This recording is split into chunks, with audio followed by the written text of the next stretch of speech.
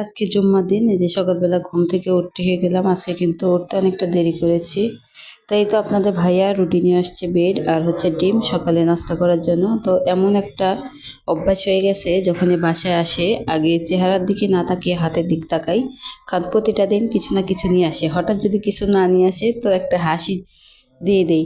তো এই হচ্ছে আর কি ঘরের মানুষ, ঘরের বট গাছের ছায়া, ছায়া যদি না থাকে তাহলে কিন্তু সবই অন্ধকার। তো যাই হোক, সকালে আজকে ঘুম থেকে দেরি করে উঠছি, তো আবার তাড়াহুড়োকে নাস্তা বানাচ্ছি, চলে যাব বাজারে।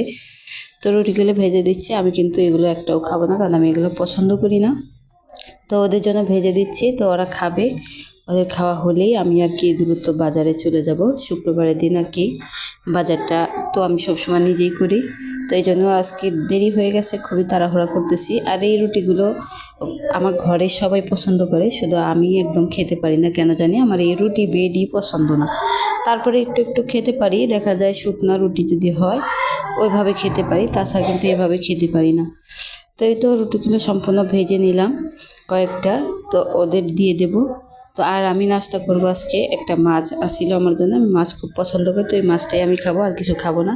তো যাই হোক, এই যে আজকে শুক্রবারের জন্যই টাকা দিয়ে দিয়েছে, তো এখান থেকে 100 টাকা আমি সরিয়ে রাখলাম, যদি এই টাকাটা বাঁচাতে পারি এটাই আমার টাকা।